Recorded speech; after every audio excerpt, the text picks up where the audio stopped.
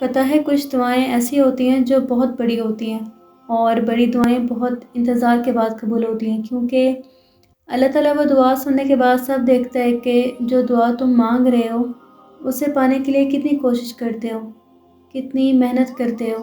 جس چیز کو تم جتنا چاہو گے اللہ تعالیٰ اسی طرح وہ چیز تمہیں دے گا۔ وہ کہتے ہیں نا کہ اگر کسی چیز کو تم دل سے چاہو تو پوری کائنات اسے آپ سے ملوانے میں لگ جاتی ہے۔ اگر تم کوئی چیز پانا چاہتے ہو، اس کے لیے تم تہجد میں دعائیں مانگ رہے ہو، تسبیح کر رہے ہو، انتظار کرنا پڑ رہا ہے مگر پھر بھی صبر کر رہے ہو، اپنی چاہت ملنا ناممکن لگ رہا ہے تمہیں، لیکن جب اللہ تعالیٰ کو سوچتے ہو تو ممکن پہ یقین ہونے لگتا ہے۔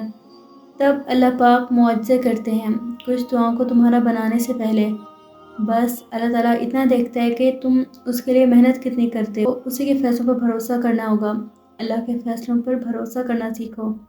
کچھ پریشان کر رہا ہے، اداس ہو، فیصلہ نہیں کر پا رہے، تو ایک بار اللہ سے بول کر دیکھو، اسے بتاؤ، اس کے ساتھ مشورہ کرو، اس سے دعا مانگو۔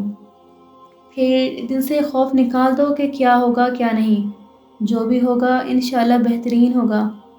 اسے ہی تو توکل کہتے ہیں، اور جب توکل اتنا مضبوط ہو جائے تبھی معجزے ہوا کرتے ہیں۔ پر کچھ بھی ناممکن نہیں ہوتا، بس ہم ایسا سوچ لیتے ہیں کہ یہ چیز نہیں ہو سکتی۔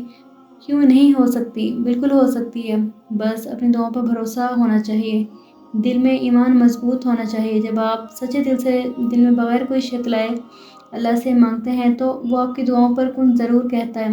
اللہ سے مانگو گے وہ بھی تمہاری دعاؤں پر کن کہہ دے گا۔ اپنے دل سے تمام شک ختم کر دو، ہر دعا پوری ہوگی، اور جو نہیں ہوگی اس میں بہتری ہوگی، اور اس کے بدلے میں اس سے بہترین چیز تمہیں دے دی جائے گی۔